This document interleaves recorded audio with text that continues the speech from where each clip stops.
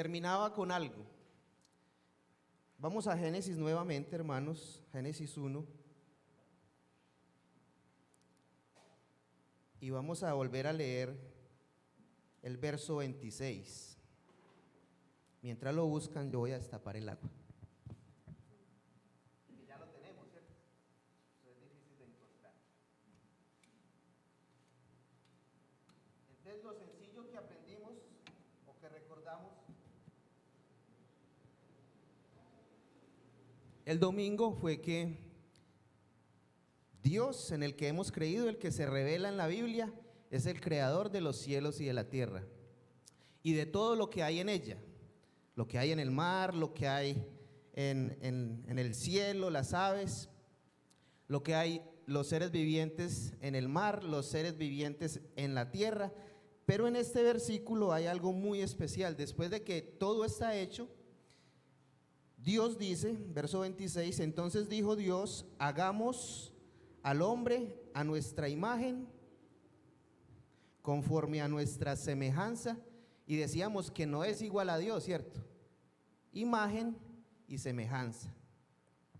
Pero yo quiero pensar en eso, la imagen de Dios en el ser humano.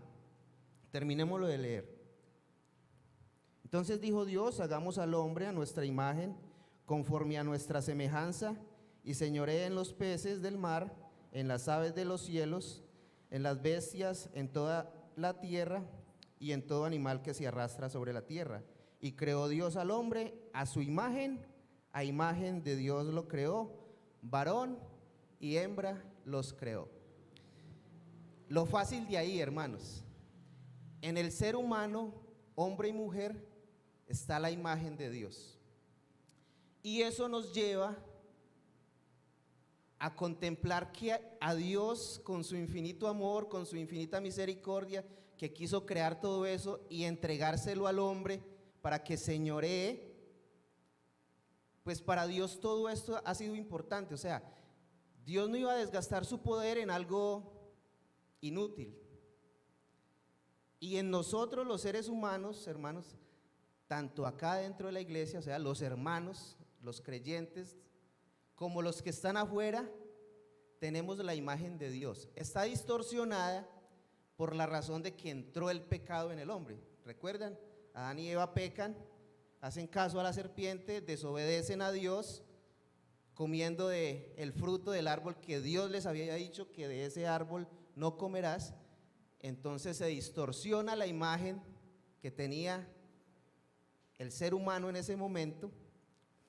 Y Dios hace una promesa en Génesis 3:15 de que vendría ¿quién? La simiente de la mujer, ¿cierto?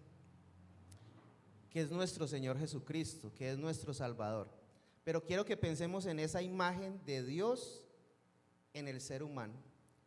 ¿Merecen los seres humanos un respeto, un trato especial, así como Dios lo merece? Yo soy enemigo, hermanos, y el mensaje de hoy es este, de tratar mal las personas. Me voy a enfocar en las personas, pero tratar mal lo que Dios creó, porque Él dijo que Él creó todas las cosas y dijo que eran buenas en gran manera. Y cuando yo le llevo la contraria a Dios y lo que para Él es bueno yo lo trato mal, pues yo pienso que voy a tener que darle cuentas al Señor de eso. Los hombres que Él llamó, como Moisés, les encargó una tarea para dirigir hombres. Moisés debía dirigir el pueblo de Israel y fue instruido con una ley para cómo dirigirlo, cómo guiarlo, y él debía responderle a Dios por ese grupo de personas, porque ese el pueblo de Dios, la descendencia Abraham, Isaac, Jacob, el pueblo de Israel, los hijos de Israel. Y vuelvo y les digo, hermanos, esos hombres que Dios ha elegido, que ha escogido, que ha nombrado, que ha llamado para que guíen su pueblo, son hombres especiales que Dios ha capacitado para que amen su pueblo. Ahora, no quiero decir con eso que dentro del amor no hay disciplina y vamos a nuestro hogar. Nosotros tenemos unos hijos y cuando ellos actúan mal, se deben disciplinar. Pero ¿cómo debe ser esa disciplina? En amor. Eso no se puede olvidar. Nuestro Dios crea este planeta, crea este mundo y todo lo hace en amor. Crea al ser humano, lo hace en amor. Envía a su Hijo al mundo demostrando ¿qué? Su amor para con el mundo, ¿cierto? Dice que Él no envía a su Hijo al mundo para condenar al mundo, sino para que el mundo sea salvo por Él. Eso es lo que yo tengo en mi cabeza, hermanos. Eso es lo que yo entiendo leyendo la Escritura. Lo fácil de entender. No hay que ir muy allá. Después hablamos de otro hombre. Terminamos leyendo en Romanos. Y la carta que se le escribe a los hermanos en Roma, ¿la escribe quién? Pablo. Otro hombre llamado por Dios para esparcir o extender el evangelio, ¿sí? El mensaje de salvación a los gentiles. Y este hombre trabaja de tal manera que el día de hoy, hermano Luis, yo espero usted me corrija, nosotros podríamos, si estuviéramos en otra religión, le tendríamos una velita a Pablo. O sea, es un hombre que nosotros vemos en la Escritura que le sirvió al Señor de tal manera que uno se queda asombrado y uno lo admira y uno lo quiere imitar. Uno lo quiere imitar. Y fuera de eso, él dice, imitadme a mí como yo imito a Cristo. Y es lo que quiero que veamos el día de hoy. Hombres que han sido llamados por el Señor, que aman al Señor y que han entregado su vida por el Señor. Y cómo han tratado a sus hermanos, a sus colaboradores. Vamos al libro de Gálatas. ¿Ustedes saben quién es Tito? ¿Alguien me dice?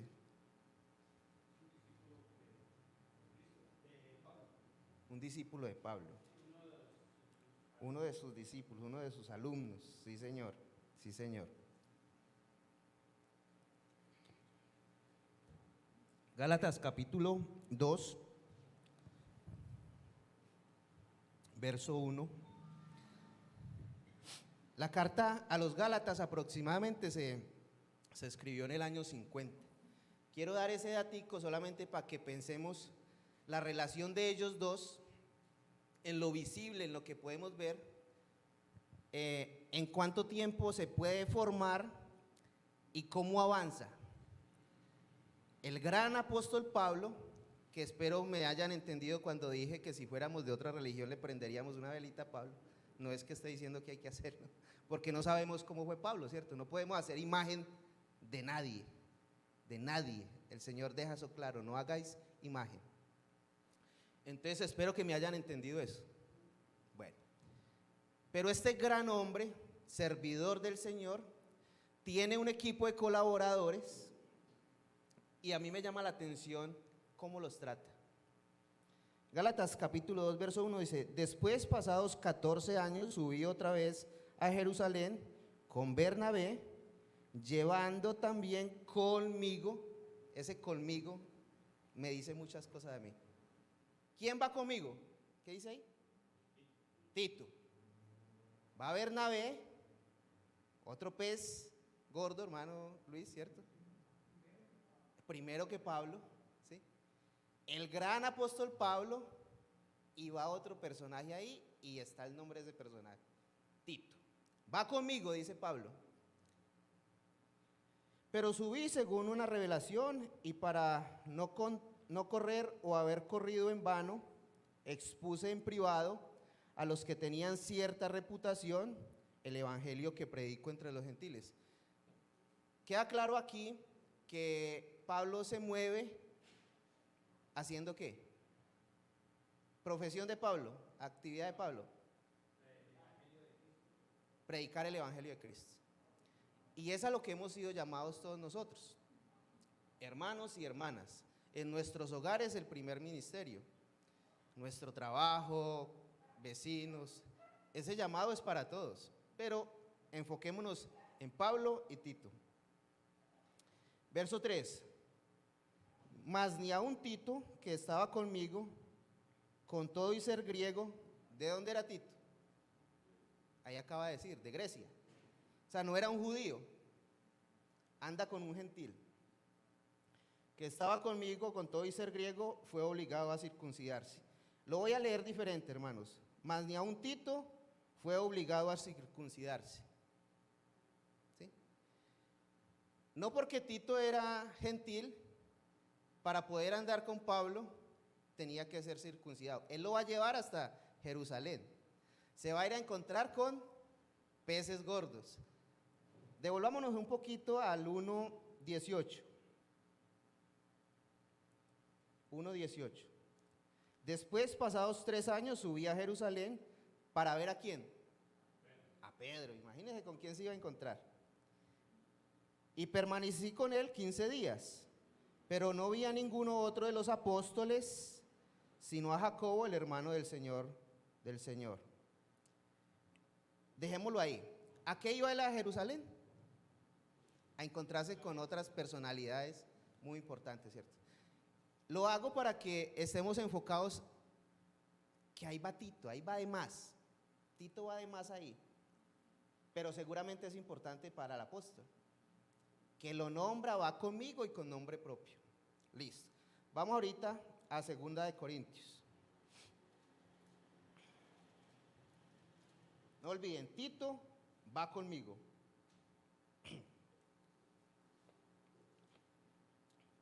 A una tarea importante, ¿cierto? Se iba a encontrar con quiénes. Iba para la capital. Iba a encontrarse con apóstoles, iba a hacer un trabajo especial. 2 de Corintios, capítulo 2, verso 12.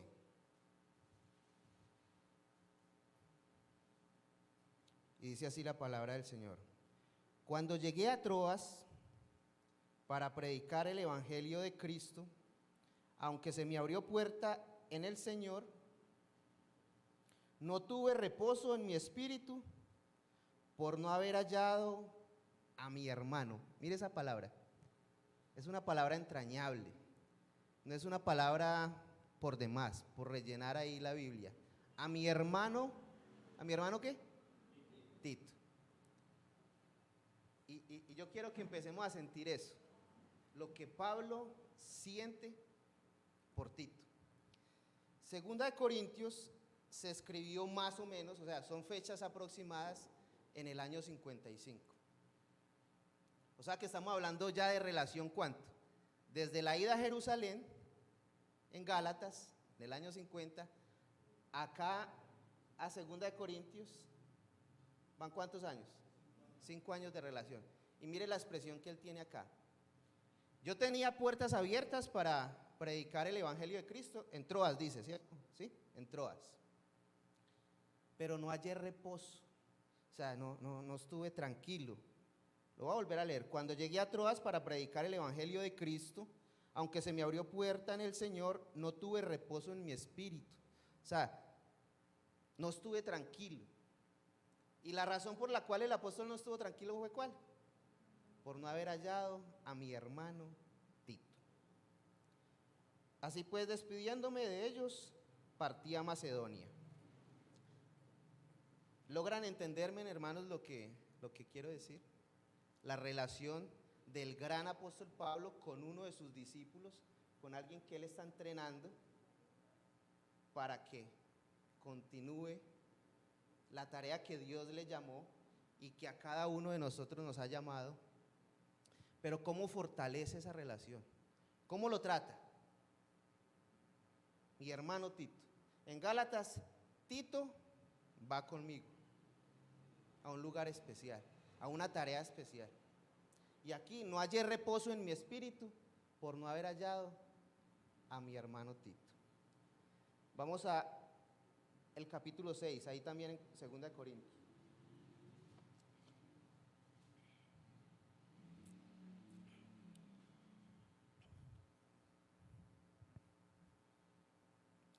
y leamos desde el verso 2. Dice la palabra del Señor: admitidnos, a nadie hemos agraviado. Esa palabra es muy importante. El apóstol Pablo le está escribiendo a los hermanos en Corinto y les está diciendo: admitidnos. E inicia de esta manera: a nadie hemos agraviado, a nadie hemos ofendido, es lo que quiere decir esa palabra. Capítulo 7 de 2 de Corintios, verso 2. Y desde ahí, hermanos, yo digo, ¿sería yo capaz de escribirle así a los hermanos? ¿A nadie hemos agraviado? ¿A nadie hemos ofendido? Continuemos. A nadie hemos corrompido. O sea, no los hemos hecho extraviar o no los hemos hecho, ese corrompido es como hacer dañar algo. A nadie hemos engañado. Qué palabras, qué responsabilidad uno escribir esto, decir esto a unos hermanos. No lo digo para condenaros, pues ya he dicho antes, primer carta, él se está refiriendo aquí a lo que escribió en la primera carta a los Corintios. No lo digo para condenaros, pues ya he dicho antes que estáis en nuestro corazón.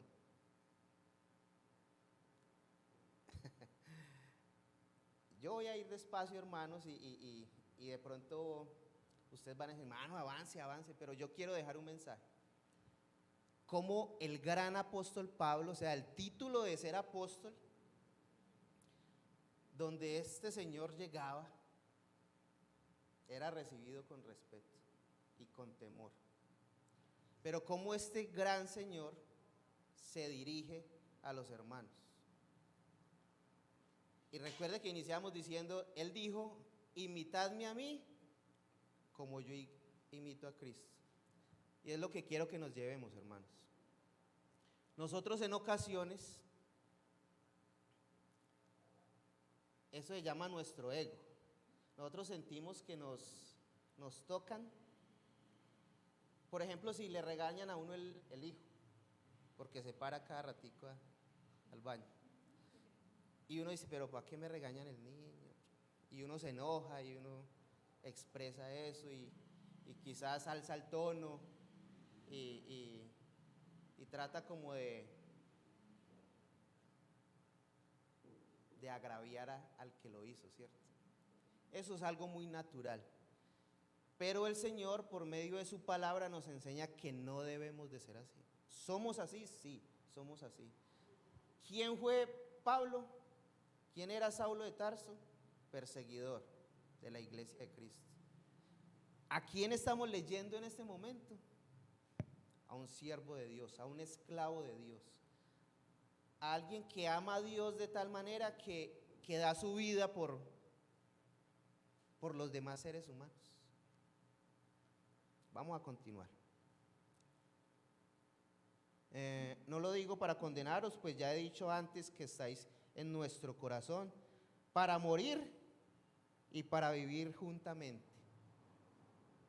Tremendas palabras, hermano Luis. En las buenas y en las malas.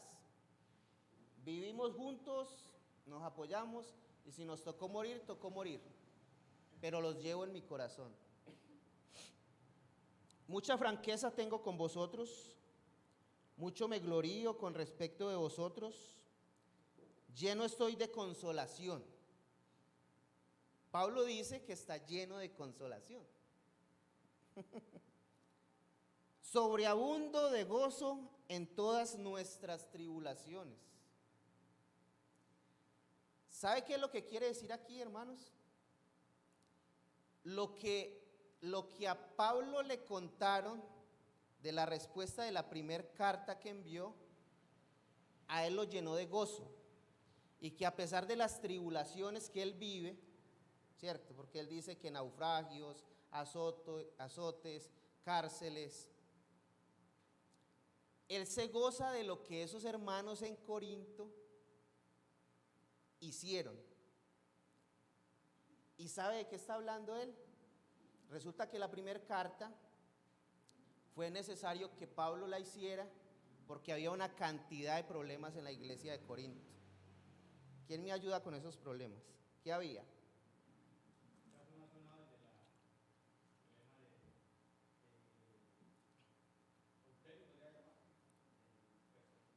Sí.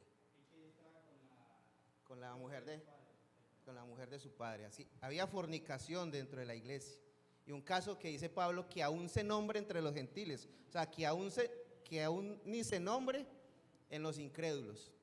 Había división, que unos de Cefas, unos de Apolos, otros de Pablo y otros de Cristo. Y él les dice, Cristo no puede estar dividido. Cristo no puede estar dividido. Y les manda a corregir. Entonces mire que una carta para exhortar, una carta para que lo que se está torciendo vuelva a su causa. Y lo que quiero que ustedes entiendan conmigo es que Pablo está hablando de eso. Yo les escribí una carta a ustedes, no lo hice para agraviarlos, no lo hice para ofenderlos. Recuerden que los llevo en mi corazón para morir y para vivir juntamente. Y él empieza a leer acá que él se regocija de esos corintios, de esos que les tuvo que escribir porque andaban en división, de esos que les tuvo que escribir porque no habían exhortado, disciplinado a aquel que se estaba relacionando íntimamente con la mujer de su padre. Entonces yo digo, ¿de qué manera se tuvo que haber expresado Pablo a esos hermanos para corregirlos y decir que él no los ofendió? O sea que hay una manera correcta de disciplinar. Vamos a seguir leyendo acá. Mucha franqueza tengo con vosotros, verso 4. Mucho me glorío con respecto de vosotros. Lleno estoy de consolación, sobreabundo de gozo en todas nuestras tribulaciones. Porque de cierto cuando vinimos a Macedonia, ningún reposo tuvo nuestro cuerpo, sino que en todo fuimos atribulados. De fuera, conflictos, de dentro, temores. Pero Dios, que consuela a los humildes, ¿Dios consuela a quién? Tengamos en cuenta eso. La arrogancia, la altivez a Dios, ¿qué le produce? Él la rechaza. Él dice que Él resiste a los soberbios, pero da gracia a los humildes. Son palabras sencillas, hermanos. Nosotros leemos la Biblia y a veces nos complicamos, como buscando algo oculto ahí. No, eso está ahí bien encimita, fácil de entender. Dios, que consuela a los humildes, nos consoló con la venida ¿de quién? De Tito. Para el apóstol Pablo fue un consuelo que Tito regresara. ¿Qué quiere decir esto? Que Tito fue quien llevó la primera carta. Otra tarea importante: no se le va a ir entregando algo tan privado, algo tan importante, con tanta responsabilidad a alguien irresponsable. Entonces, ¿cómo era Tito? Un discípulo de confianza. Mire la posición que había alcanzado Tito al lado del apóstol Pablo. Y es consolado por la venida de Tito, verso 7. Y no solo con su venida, o sea, no solamente él se regocijó y se consoló porque apareció Tito, no solo por eso, sino también con la consolación con que él, o sea, Tito, había sido consolado en cuanto a vosotros. Nos vamos a volver a ubicar. Tito lleva la carta, una carta de exhortación, donde va a ir con autoridad del apóstol y va a leer la carta y va a decir esto y esto hay que corregirlo, ¿sí? ¿Y Tito qué recibe? Consuelo de parte de los corintios.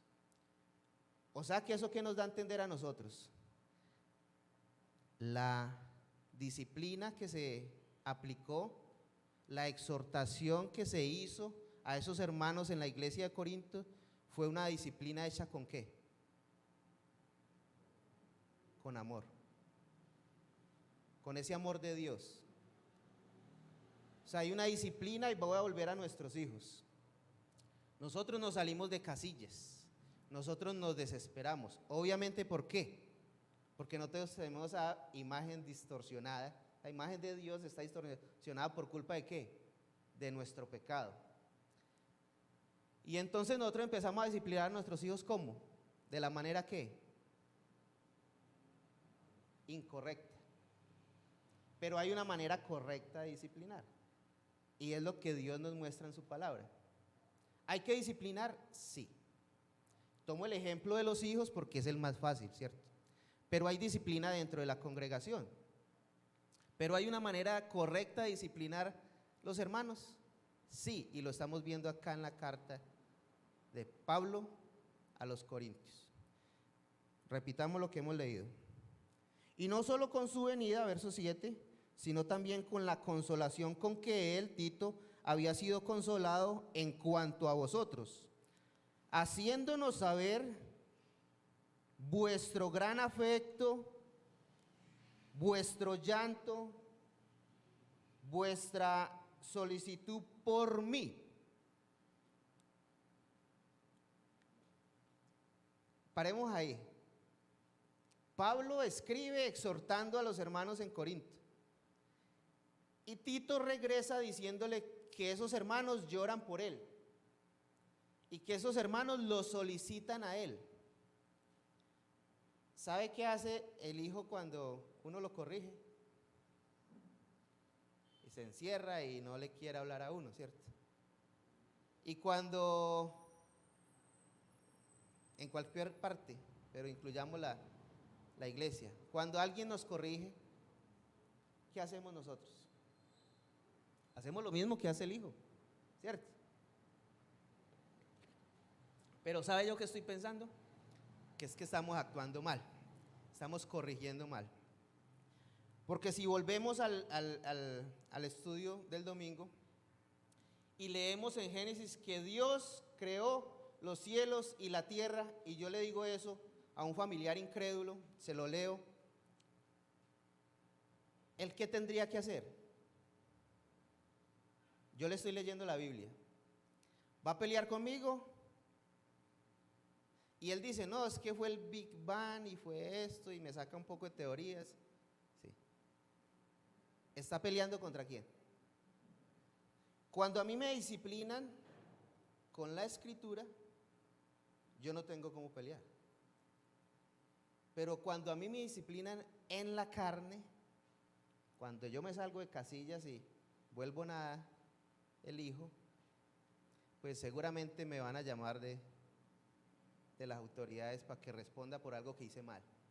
Un derecho que tengo en disciplinar a mi hijo, lo hice mal. Entonces la disciplina no va a surtir o la respuesta de esa disciplina no va a ser la adecuada. En esta segunda carta de Pablo a los Corintios vemos que esa disciplina, que esa corrección fue algo tan adecuado que dice que Tito llegó contándole a Pablo que esos hermanos lloran por él, que esos hermanos lo solicitan a él. Sigamos leyendo, verso 7. Y no solo con su venida, sino también con la consolación con que él había sido consolado en cuanto a vosotros, haciéndonos saber vuestro gran afecto, vuestro llanto, vuestra solicitud por mí, de manera que me regocijé aún más. Y yo esperaría una respuesta contraria, ¿cierto?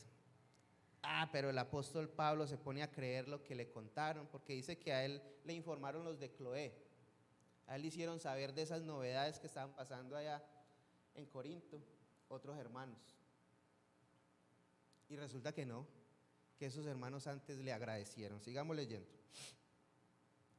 Porque aunque contristé con la carta, aunque os contristé con la carta, no me pesa, aunque entonces lo lamenté, porque veo que aquella carta, aunque por algún tiempo os contristó, O sea que sí hubo cierta molestia, porque eso es lo que produce cuando nos llama la atención. Hay algo ahí que nos... Pero vuelvo al punto. ¿Puede mi familiar incrédulo pelear conmigo después de que yo le abra la Biblia y le diga, Dios fue quien creó los cielos y la tierra? Ya no puede pelear conmigo. Él puede argumentar lo que quiera, pero Dios fue quien creó los cielos y la tierra, lo dice la palabra del Señor. Y entonces quiero, hermanos, que nos enamoremos. Y voy a volver a nombrar el hermano, creo que es Hermes, hermano Hermes, el hermanito que enseñó hace 8 días, el martes. Y el hermano nos animó a eso, a que nos enamoremos de la palabra del Señor, de que no la veamos como eso tan difícil de entender, o eso tan difícil de compartírselo a otro. Es que de verdad que es leer y entregarle ese mismo mensaje a la otra persona. El Señor obrará, y esperamos, así como ese hermano nos decía hace 8 días, que la palabra ha obrado en él, que él ha sentido que ha sido transformado, que esa palabra lo ha llevado a amar más al Señor, a querer obedecer al Señor. Dice ahí en Primera de Juan que nosotros le amamos a Él porque Él nos amó primero. Y yo quiero continuar con ese mensaje, que nosotros nos enamoremos del Señor, que nosotros cada día lo queramos conocer más, obedecer más. Tenemos muchas excusas para obedecer porque obviamente nuestra carne le gusta hacer. ¿Qué es más fácil? Es más fácil pecar, ¿cierto?, que ser santo. Es más fácil desobedecer. Me gusta mirar a los niños cómo pelean, discuten, se golpean, cómo dicen mentiras, cómo de un momento a otro un niño resulta diciendo algo que uno sabe que es mentira y él lo dice con tanta propiedad que, ¿será que? ¿Cómo nos hacemos con eso, con esa capacidad de pecar? O sea que lo más fácil es que agraviar a las personas. Lo más fácil es llevarle la contraria a Dios. Es nuestra naturaleza. Pero la palabra de Dios nos santifica. Cuando el Señor oró ahí en Juan capítulo 17, le dice al Señor, santifícalos en tu verdad, tu palabra es verdad. Digo todos estos versículos, hermanos, con el deseo de que el Señor obre en cada uno de nosotros, que nos quite esa pereza de leer la Escritura. O sea, podemos leer, no sé, un pasajecito, un capítulo. Podemos con un hermano, con una hermana que le tengamos más confianza, ponernos de acuerdo y animarnos a leer, porque la verdad es que nosotros somos malos lectores, a nosotros no nos gusta leer, tenemos todas las excusas, no tenemos tiempo, pero si nos proponemos para el Señor, podemos avanzar. Me gusta hablar con los jóvenes que van a la universidad y escucharles el sacrificio que hacen. Yo creo que ya se está cumpliendo el tiempo, ¿cierto? Con esto va a terminar.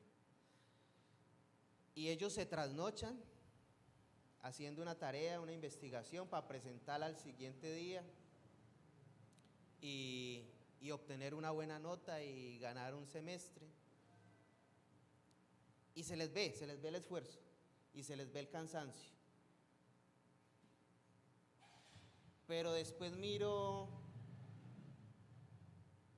la iglesia y quiero mirar eso mismo que el joven manifiesta dentro de la iglesia, y no es fácil de detectarlo. O sea, a nosotros nos gustan las cosas fáciles, y si son las cosas del Señor, entre más fácil mejor. Y les voy a poner otro ejemplo. Hoy hoy nosotros seguramente vamos a estar con nuestro núcleo familiar o con un núcleo más grande de familia. Y seguramente queremos tener una comida especial. No la misma comidita del resto de los días, sino una comidita especial. Y podemos sacar dinero para esa comida especial. Y podemos sacar dinero para comprarnos un traje nuevo, ¿cierto? Que no nos agarre el año nuevo con la ropa vieja. Pero váyase algo de la iglesia. Váyase algo para el Señor. Nosotros manifestamos no tener plata. Hermanos, vamos a hacer un estudio, entonces debemos de comprar unos libritos para que los estudiemos. Si me lo regalan, voy. Pero si me toca comprarlo, no puedo, no me alcanza. Entonces quiero, hermanos, es una manera de animarles.